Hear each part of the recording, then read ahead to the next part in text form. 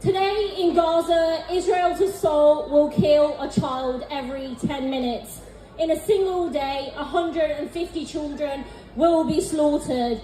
In just over a month, we have seen more than 4,500 children and more than 11,000 Palestinians in total killed.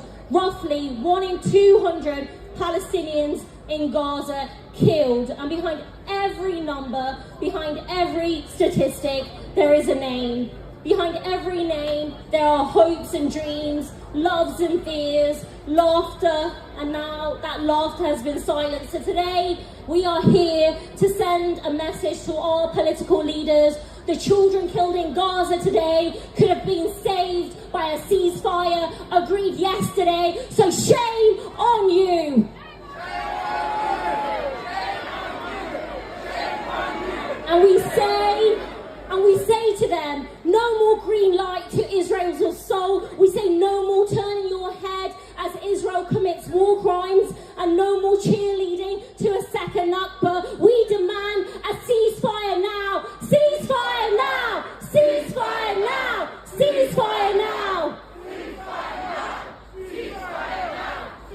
Sometimes it feels like our foreign policy is dictated by the US Embassy over there, and often it is. So let's send a message to them as well. There is nothing humanitarian about humanitarian pauses. It is not humanitarian to bomb a refugee camp, to hold off for a couple of hours and bomb it again. It is not humanitarian to let starving people eat a little, only to hit them with an airstrike later that day. And it is not humanitarian for our political leaders to let this slaughter continue for a day longer. So let's say it again. We demand a ceasefire now! Ceasefire now!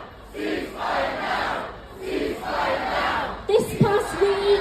This past week in Parliament, I put down an amendment to the King's Speech calling for an immediate ceasefire. The SNP have done the same, and this coming Wednesday, we expect a vote on those amendments. So let me say it loud and clear, in case it wasn't obvious enough. When that vote comes, and I hope it does, I will be voting with my whole heart for an immediate ceasefire, and I urge all of my colleagues to do the same.